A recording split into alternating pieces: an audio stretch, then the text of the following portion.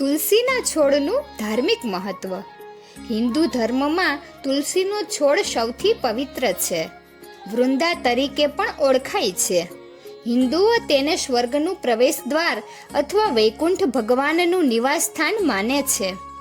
તુલસીનો છોડ ભક્તોને ભગવાનની નજીક જવા અથવા મોક્ષ પ્રાપ્ત કરવામાં મદદ કરે છે.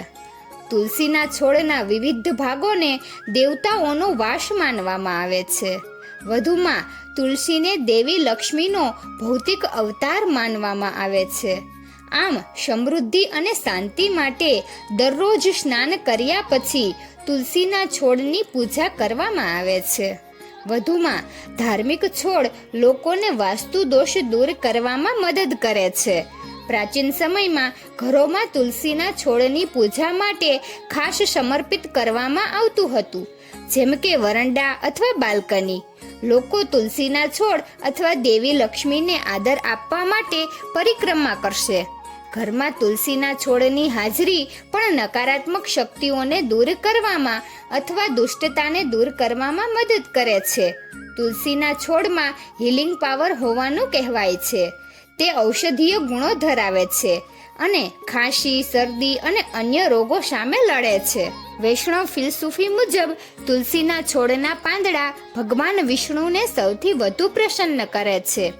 આ રીતે વૈષ્ણવો વિષ્ણુ મંત્રોનો પાઠ કરતી વખતે તુલસી માળાનો ઉપયોગ કરે છે.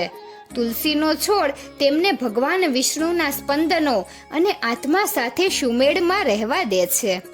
હિન્દુઓ એકાદશી અથવા કારતક મહિનાની 11મી તારીખે શુક્લ પક્ષમાં તુલસી પૂજા પણ કરે છે.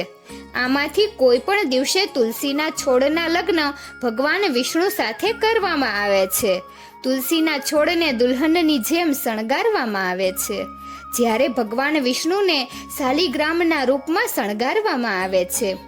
શાલિગ્રામ એ ગંડકી નદીના પટમાં જોવા મળતો કાળો અશ્મિ છે.